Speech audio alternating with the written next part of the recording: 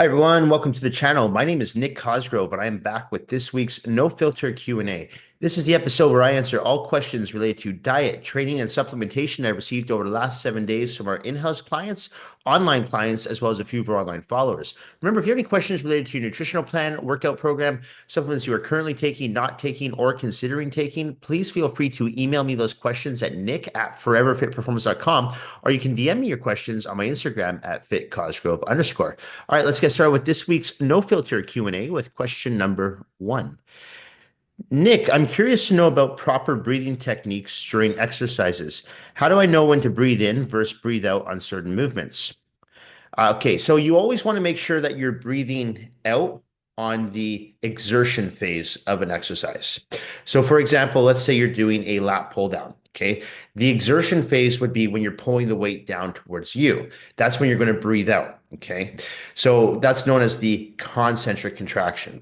On a barbell back squat, the exertion phase is going to be on the up phase because you're pushing the weight back up towards the ceiling, right? The eccentric contraction would be considered the down phase. So you want to think of an easy way to think about this is if you were to think of an exercise, let's say a bench press, and you think, okay, what's the hard phase of a bench press? Going down is not the hard phase. Going back up is going to be the hard phase. So whatever the hard phase is, that's the phase that you're going to want to breathe out on. Okay, so that's why I tell people to always breathe out on exertion because you're going to exert the most amount of force and energy into that rep to get it back up in the case of a bench press or down in the case of a lat pull down. Okay, so it's not always going to be black or white. It's not going to be, well, always breathe out on the up phase, always breathe out on the down phase, always breathe out on the in phase. Not necessarily. It's going to be always breathe out on the hard phase. Okay. The problem is if you start breathing in on the hard phase, well, on the easy phase you breathe out, and in the hard phase you breathe in. What's going to happen? You're not going to have enough oxygen to be delivered to your muscles to be able to get through those last few repetitions. That's why I always tell people to really focus on their breathing from the very first rep of a set. You get a lot of people, they get those first 5 or 6 reps in no problem with very little breathing, but then they start to run out of oxygen. And then what happens? The set ends early because your muscles will not engage properly. They will not contract properly.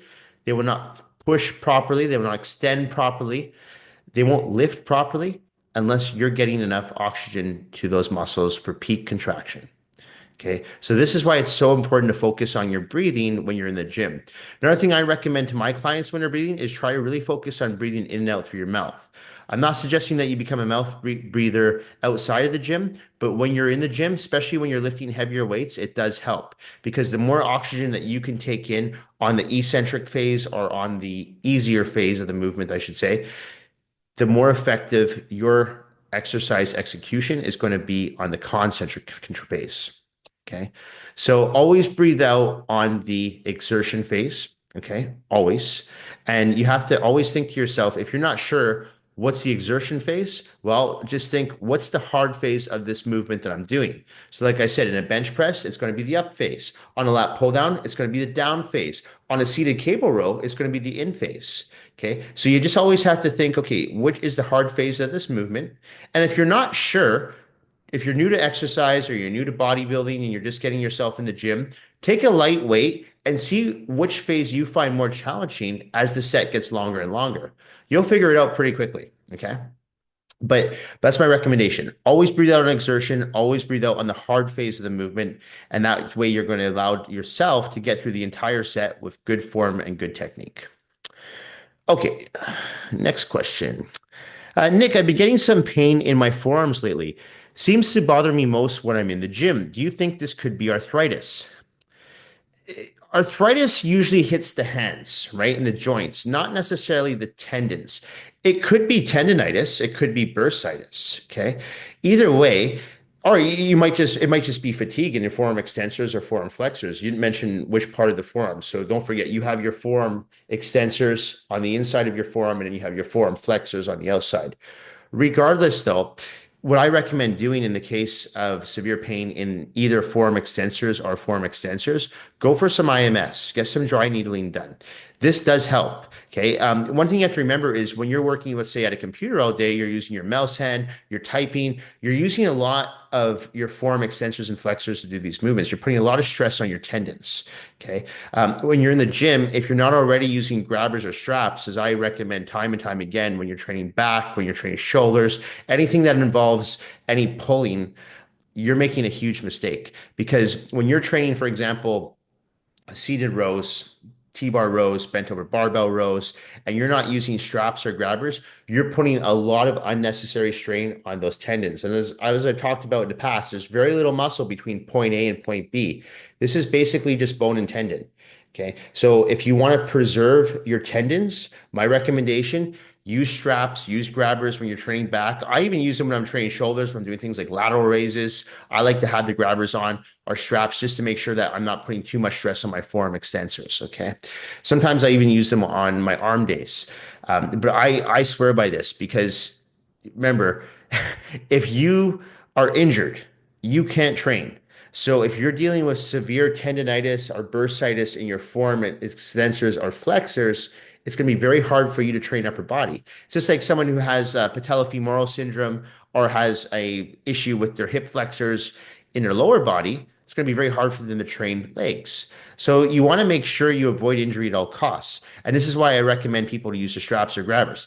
If you're already using straps and grabbers and the issue is continuing, my recommendation, go for some IMS, get some dry needling done, look into some topicals, something like Tiger Balm, Voltaren. Those are great to use. But if it's constantly bothering you and it's become a chronic issue, I think it might be too late for the Voltaren and Tiger Balm.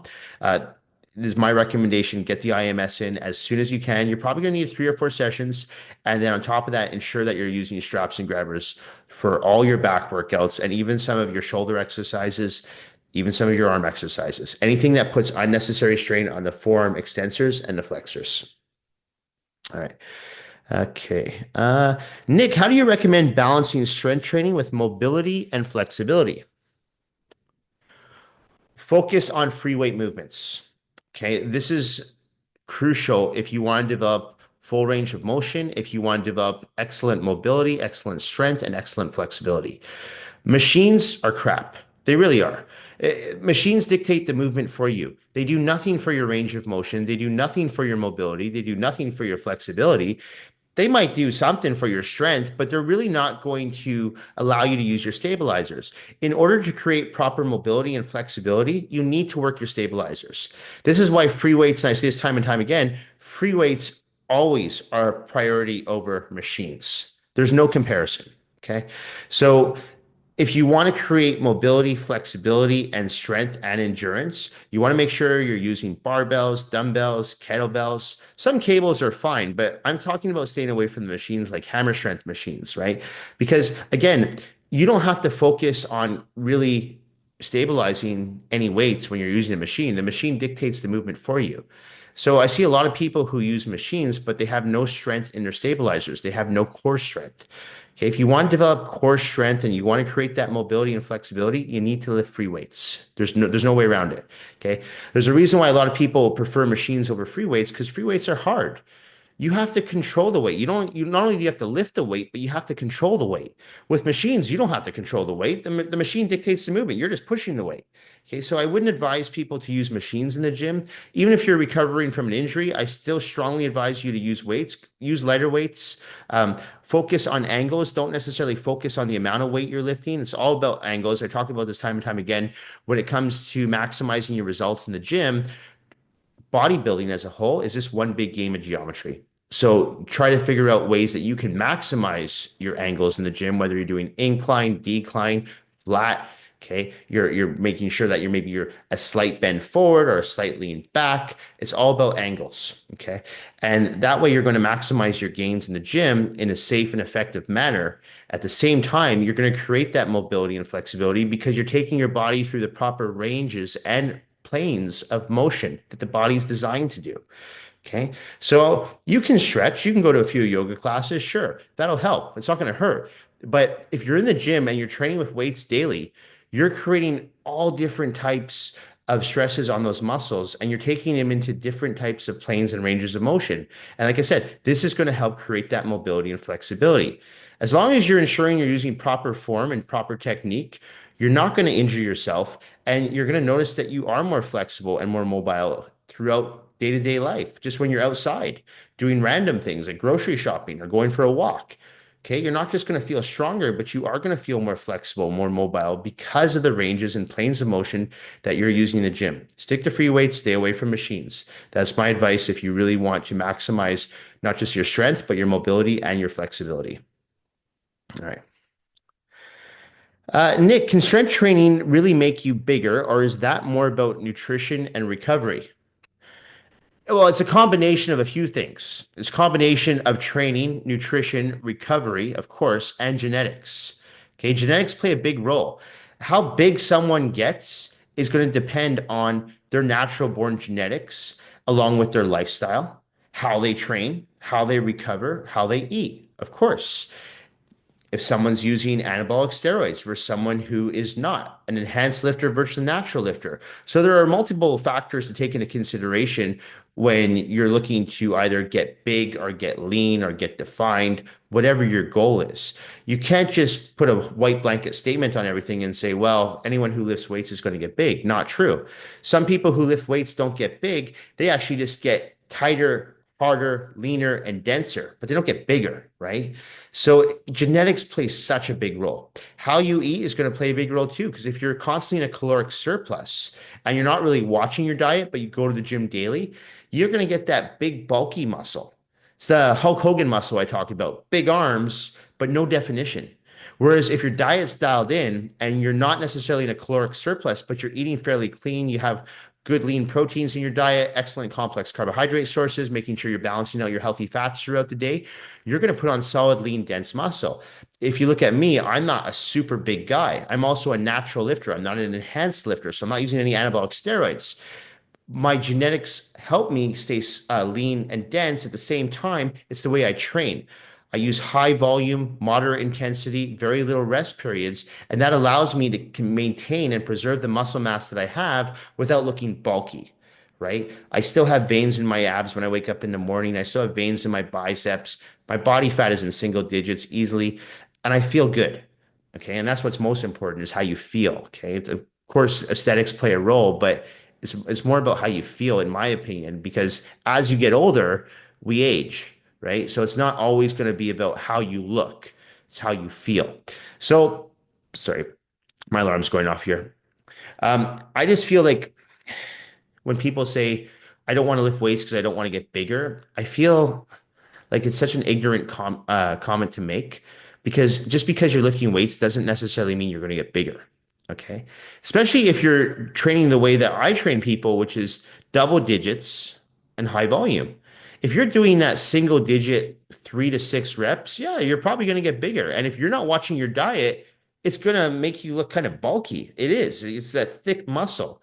So if you want to create that solid, lean, dense muscle, lift weights moderately heavy weights. Okay. So when I say moderately heavy, it should still be challenging, but you should be able to get 10 to 15 reps. If you can't get 10 to 15 reps, the weight's too heavy. And, I'm a true believer that weightlifting will create stronger bodies, and more aesthetically pleasing bodies, but it will also create muscle that's built to last. Okay, as long as you continue to do it for life. Okay, so no, just because you lift weights doesn't mean you're going to get bigger. Okay, you have to take into consideration your genetics. You have to take into consideration your diet. You have to take into consideration your lifestyle, how you train, how often you train. These are all factors to consider when you're deciding or when you're just training and you're trying to figure out, hey, do I have the genetics to compete in bodybuilding? Do I have the desire to compete in bodybuilding? Or do I just want to compete for overall health, well-being, and I want to look good when I go to the beach and I have my shirt off or I'm in a bikini, right? So whatever your goal is, don't set a limitation on yourself saying, well, I don't want to get big, so I'm not going to go to the gym. Or I'm not going to lift heavier weights because I don't want to get big. It's not going to happen. And one more thing, you're not going to just wake up one day and magically be huge. It doesn't work like that.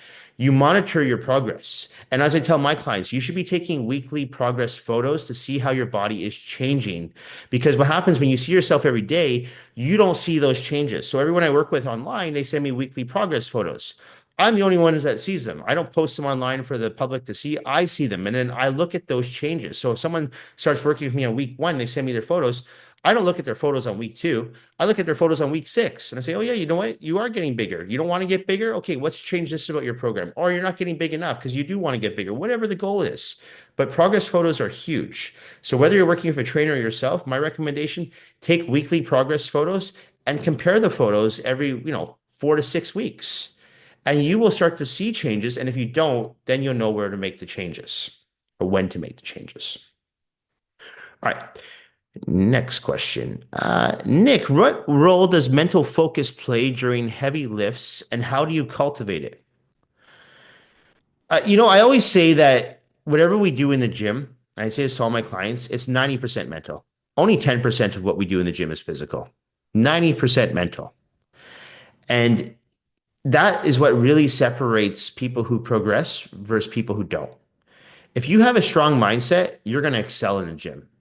You're going to hit PRs. You're going to build solid, lean, dense muscle. You're going to see results. If you have a weaker mindset and you give up easily, or you want to sleep in, or you're always sick, you always find some excuse not to go to the gym, yeah, you're not going to get results. So it's all mental.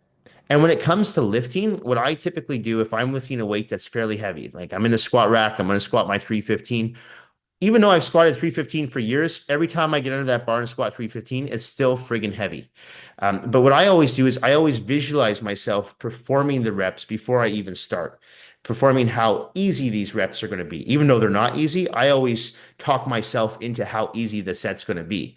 So there's times when I'm training the gym, people will even hear me saying, "Oh, this is easy."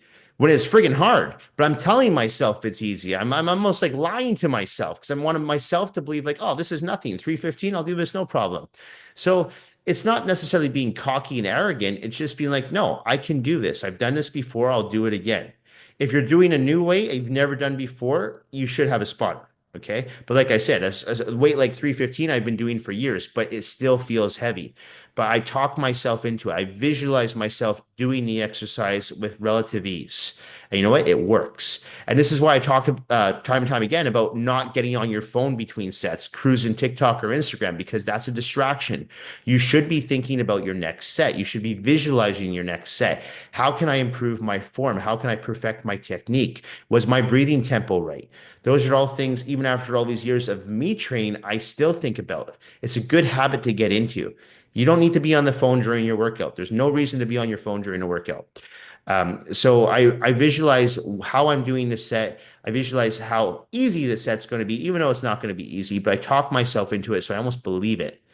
And you know what? Sometimes I do believe it, but it's not easy. But visualization is key for anything in life, right? But visualization, especially in the gym, you visualizing yourself doing the exercise, perfecting that form, perfecting that technique, get your breathing tempo down. And that's what I recommend when you're trying to push beyond your limits, or you are going to go for a new weight in the gym, or you're tired and, I don't know if I can do this. Well, you talk yourself into doing this. And that's what the strong mindset is. If you don't have a strong mindset, don't even bother. All right.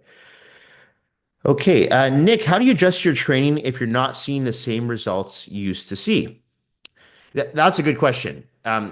So here's the thing when it comes to your results in the gym. Okay. And if you're talking, let's say aesthetics, you've become stagnant. You're not really seeing a change in your physique anymore. Something has to change. It's not necessarily your training though. Your training could be dialed in. I'll say to clients sometimes, I'm like, I think we have to look at your diet.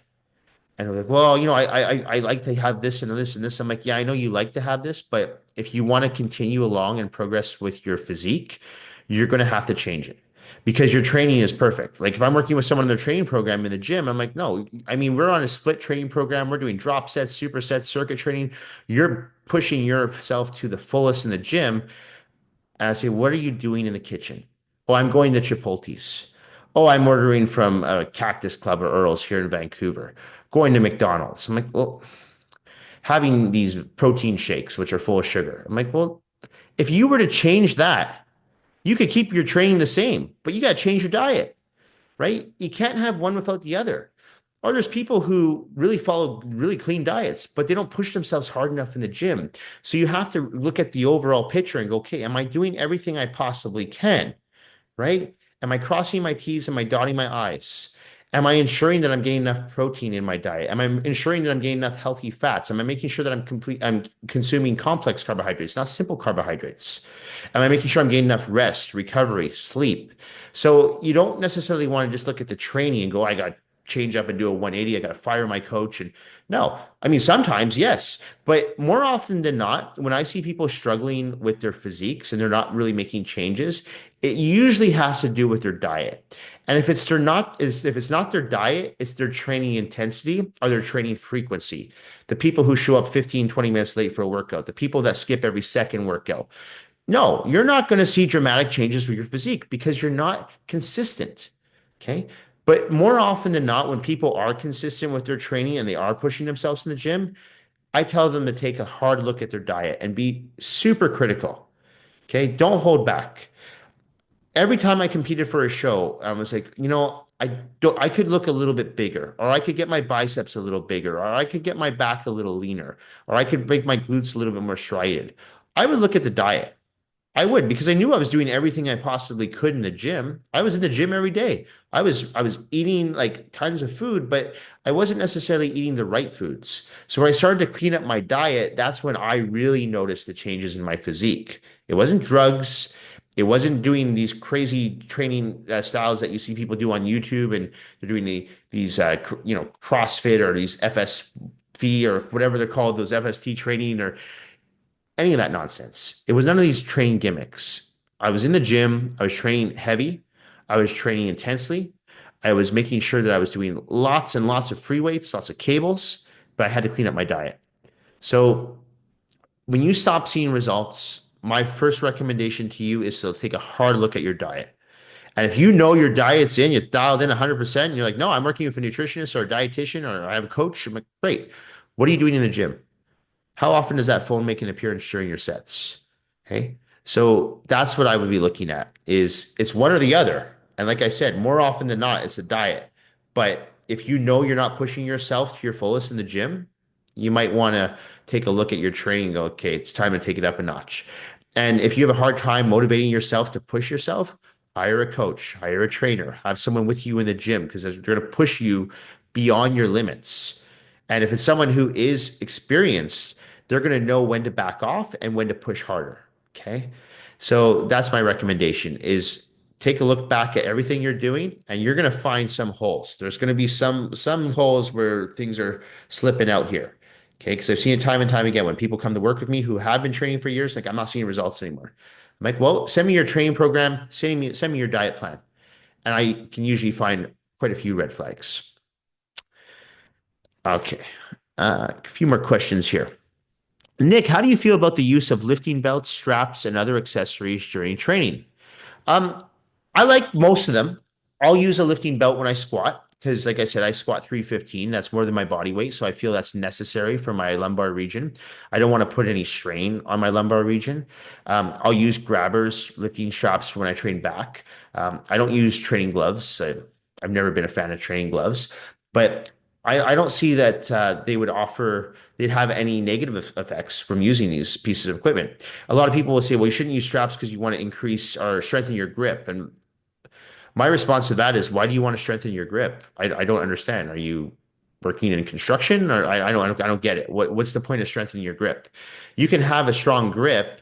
It doesn't have to be ridiculously strong, but why just try to get a strong grip at the expense of your forearm extensors or flexors, getting potential tendonitis or bursitis, like the person in the first question, right? So that's why I recommend using lifting straps or grabbers. Same thing for a lifting belt. I have a lot of clients who will tell me I feel weirdly wearing a lifting belt in the gym. I'm like, would you rather feel weird or would you rather have a slip disc or a herniated disc? Right? So if you're squatting heavy weight or you're doing bent over barbell rows or T-bar rows and you're putting a lot of weight on those bars, you're also putting a lot of stress on your back. And if you don't want to have chronic back issues for the rest of your life, I would strongly advise you to wear a lifting belt. Who cares if you look silly? If you feel that silly, wear a hoodie over your belt and nobody will see it. Okay. I always wear a lifting belt when I squat. I don't care if I look ridiculous. I'd rather look ridiculous than have chronic back pain for the rest of my life. Knock on wood, I've never had a single. single injury, never had lower back pain. And I attribute that to training smart, listening to my body, but also using the proper accessories where needed.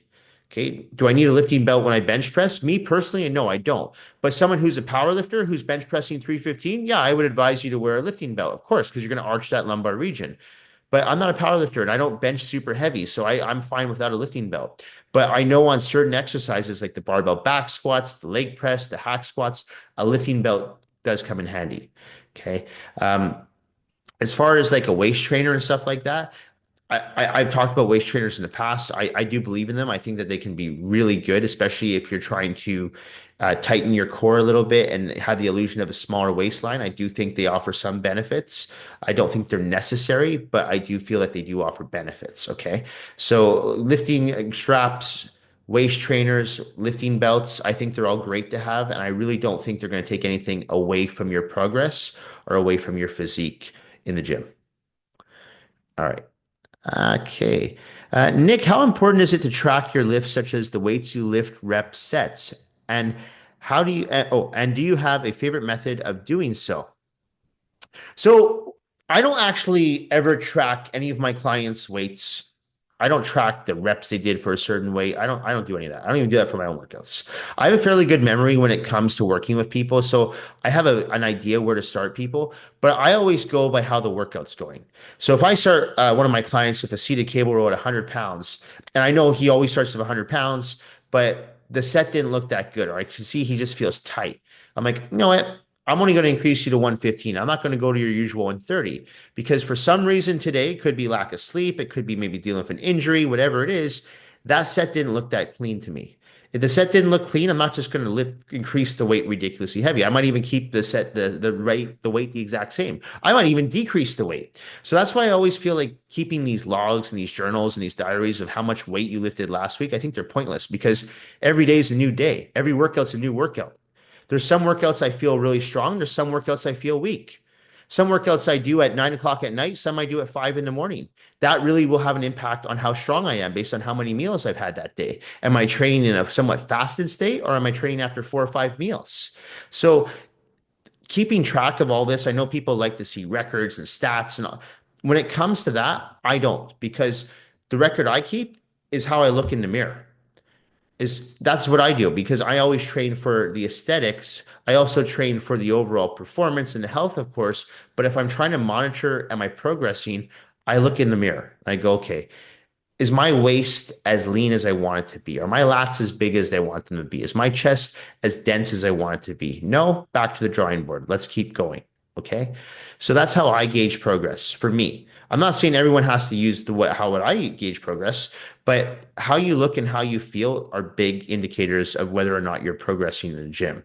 How much weight you lift, not really, unless your goal is to be a power lifter. Because if your goal is to be a power lifter, of course, the goal is to lift more and more weight. But 95% of the population are not power lifters. So why is it important how much weight you lift? It's for your ego. That's all it is. Like, who cares how much weight you lifted last week? It's a new week. You might lift even more weight. You might even lift even like much less weight. So my recommendation is to feel the workout as you go. Listen to your body. And what I mean by feel the workout is listen to your body as you're performing each set, as you're performing each exercise. Sometimes I'll go in the gym and I'm doing bent over barbell rows and start. I'm like, this doesn't feel right today. So I'm going to switch out this exercise. I'm going to put in, T-bar rows instead. All right. Or maybe I'm doing walking lunges and for some reason my hip flexor is tight that day. For no reason, just tight. No problem. I'm going to do stationary barbell lunges. Oh, that seems to work fine. So it's making sure that you're listening to your body and you're not just saying, well, last week I bench pressed 315. So this week I better bench press 315. Maybe not. You might bench press 225 and that might be a struggle for you. Okay. So I've never kept logs of any of my clients' weights in the gym. I always start with the workout and watch how they're doing, listen to what they're telling me, feedback how they're feeling. They might be dealing with a rotator cuff injury that day. Maybe they're dealing with a glute strain. I had someone slip on the ice here in Vancouver last week. They really hurt their lower back. So I'm not just going to say, well, last week you did bent over barbell rows. This week we're going to do it again. Like, well, no, their lower back is in pain. So it'd be stupid of me. It would be negligent of me to give them bent over barbell rows when they're dealing with a severe back injury. So you have to listen to your body and then you have to feel the workout and go by there. And of course, that takes years of experience to really get in tune with your body and get in tune with what works and what doesn't work. And that's where it does come down to working with a knowledgeable and experienced trainer that can help guide you along the way. But if you're looking for a trainer that keeps track of how many reps and how much weight you're lifting on a weekly basis, I'm not the guy for you because I've never done that. And yet my clients still receive optimal results because I take every workout as a new workout. And every week is a new week. I'm like, well, it's a fresh workout. Let's see what happens today. Oh, you're strong. We're going to push some new weights. Oh, you're feeling a little weak. We're going to back off the weights. Maybe we're going to increase the reps, decrease your rest periods. It's all about feeling the workout. All right. Uh, okay. Oh, two more questions. A lot of questions today. Nick, do you think there's such a thing as overtraining, or is that just a myth for most lifters? I think you meant myth. Um, okay, so I've talked about overtraining in the past. I personally do not believe in overtraining if you are training intelligently in a systematic approach. If you are going into the gym every day and doing the same shit over and over again, bench press, squat, deadlift, and you're doing that 3, 4 times a week, even, you're overtraining. But if you're putting together an intelligent program and you're approaching each workout methodically and you're training back one day, chest one day, biceps and triceps one day, quadriceps another day, hamstrings another day, to me, you're not going to overtrain because you're training different muscle groups on different days of the week. And I've always talked about how I train each muscle group once a week. So if I train my chest, I might do 40 sets for my chest. Now, a lot of these exercise scientists out there go, that's overtraining. I'm like, yeah, but I'm not training my chest again for another week. So if I train my chest on a Monday, I'm not going to train it again to the following Monday. So my chest has a whole entire 6 days to recover. So I don't really believe in overtraining if you're training intelligently. Now, if you're training like an idiot and you're going in and you're bench pressing, like I said, 3 times a week or squatting 3 times a week and deadlifting 4 times a week, yeah, you're overtraining. You're most likely going to get injured. You're going to get burned out. You're going to get adrenal fatigue, which, in my opinion, is a real thing. Despite what some people think, I do believe in adrenal fatigue, and you'll burn out. So in that case, overtraining does exist. And I know I've been flamed a few times by people who when I say I don't believe in overtraining, they're like, how can you not believe in overtraining? And I'm like, I believe in overtraining if you're an idiot and you don't know how to train properly. Absolutely. And you don't know how to do your diet properly. I totally believe in overtraining. If you're going to the gym every day and you're in a caloric deficit 90% of the time, I'm like, well, yeah, you're going to overtrain. You're going to fry out your adrenal glands. You risk tearing a muscle. But if you're putting together a proper nutritional plan in accordance with an excellent training program, you're not going to overtrain. And 22 years of doing this job and closing in on almost 30 years of working out myself, I've never overtrained. I've never felt overtrained ever. I love going to the gym. I love every one of my workouts. I look forward to my workouts. And it's because I make sure that I'm using intelligence when I'm putting together my programs. I'm making sure that my nutritional plan complements my training program and vice versa. So, does overtraining exist? Sure, of course. But again, if you're training properly, you're approaching each workout methodically, you're not going to overtrain. Okay. You just have to make sure you dial in your diet, you're perfecting your training program, you're supplementing properly, you have a good supplement protocol in place, you're not going to overtrain. You get enough sleep, enough rest, hydrate, you're not going to overtrain. Very rarely do I ever see anyone who's at anywhere near overtraining. Okay. I talked about in the past how athletes are at risk for overtraining because if you look at athletes, especially professional athletes, like hockey player, they're playing 82 games a year. Then they got the playoffs on top of that. They got practices on top of that. That's why usually in the off season, they take off from the ice. They do a lot of dry land training, something different for their body. They're at risk for overtraining. That's why most professional athletes tend to retire and fizzle out in their late 30s because they've been doing it for the past like 25, 30 years. So they're at risk for overtraining. But if you're going to the gym and you're just the average person who goes into the gym and trains for an hour and then you go sit at a desk all day at your job, you're not going to overtrain. As long as you're putting together a program that is sufficient to help you build muscle, lose body fat, along with a good diet and supplement protocol, you're not going to overtrain. All right, last question. Nick, can you build muscle while cutting body fat, or do you need to bulk to see gains? Yeah, so I've covered this one a few times. You do not need to go into a crazy caloric surplus in order to build muscle. I'm a firm believer that you don't actually even need to be in a caloric surplus to build muscle. You just have to make sure that you're monitoring your protein, your complex carbs, and your fats. And what I mean by that is that you pay close attention to your diet. That's what's going to help build muscle and not put on fat. So for myself personally, I have about 7 or 8 meals a day now. When I used to compete, I would do 10 to 12, but I no longer compete, so I don't need that much food anymore. But at the same time, if I'm going to get those 7, 8 meals, I want to make sure that every meal is going to benefit me. It's going to make me better in the gym. It's going to make me perform better in my business. It's going to give me lots of energy and not have to rely on stimulants like caffeine to get me through my day. Okay. So every meal that I have, it's a strategy. That's how I approach food. I'm not saying that everyone has to approach food like that, but for me, if my goal is to continue to put on muscle while maintaining very low body fat, I have to ensure that every calorie I take in, every micronutrient that I take in, every single macronutrient that I take in is a clean source of protein, a clean source of carbs, and a clean source of fats. Because I don't have time to have junk in my diet. Junk's going to slow me down, right? It's not going to make me feel better. It's going to make me feel worse. It's going to affect my performance in the gym. It's going to affect the way that I think. It's going to affect the way I run my business. It's going to affect the way I sleep. It's going to affect the way I recover. So I don't put it in my diet. And I truly believe that if you want to put on quality muscle, then you have to make sure that you're paying close attention to the quality of the foods that you're consuming. You're not going to build solid, lean, dense, aesthetically pleasing muscle by having cheeseburgers and pizza. Not going to happen. Okay. And I know there's a few people out there who are genetic freaks who are on anabolic steroid cycles and growth hormone and they're eating everything and they got 8 pack, but I wouldn't look at those people. I would look at people who are natural lifters, who have just everyday average genetics. They're not genetic freaks and say, okay, well, what are they doing? What are they doing to build a physique like that? Yeah, you got to work a little harder, but it can be done. So I do not believe you have to be in a crazy caloric surplus to put on muscle, nor do I believe you have to be in a crazy caloric deficit to lose fat. Obviously, as I've said before, genetics will play a role. You have a fast metabolism or a slower metabolism. Lifestyle will play a role. Do you have an active job or do you have a sedentary job? Okay, so there are factors to take into consideration of putting together a nutritional plan for someone.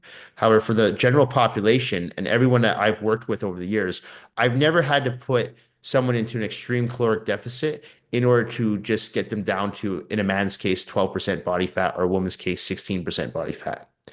Obviously, if you're getting ready for a competition, that's a little different because you got to get your body fat down to like 2 or 3% if you're a guy, or 11% if you're a woman. So, yeah, there's going to be a little bit of suffering going on. But again, for the average everyday person who just wants to put on, let's say, muscle, I don't have to put them in a crazy caloric surplus. I can just increase their protein gradually and monitor the weight that they're putting on. If they start putting on fat, I back off. If they're having some food and they're not getting the results they want, I might say, you know what, we're not going to necessarily increase your calories. We're going to rotate your macronutrients. So I might decrease your carbs, increase your protein, and just rotate your fats throughout the day. So it's not always just black and white. Well, and keep increasing your calories if you're not going up on the scale, nor should you just keep decreasing your calories if you're not losing weight on the scale. Okay. This is like outdated crap that I hear people. It's these old school approaches and it doesn't work. Okay. I mean, it does work short term, but if you're looking for long-term results, you have to think new age. And new age is looking at the science behind the foods you're consuming and the exercises that you are doing. And when you put them together along with a good supplement protocol, you're going to maximize your results, both in the gym and outside the gym. Anyway, that's it for this week's No Filter Q&A. This episode will be going up on Monday, February the 10th. As a reminder, if you have any questions related to your nutritional plan, workout program, supplements you are currently taking, not taking, or considering taking, please feel free to email me those questions at nick@foreverfitperformance.com, or you can DM me your questions on my Instagram at @fitcosgrove_. Thank you all for watching. Thank you for supporting my YouTube channel, my online coaching business, and my in-house personal training business here in Vancouver, British Columbia. I truly do appreciate all the support and feedback that I receive from each and every one of you. Thank you all again and have a great week. Bye for now.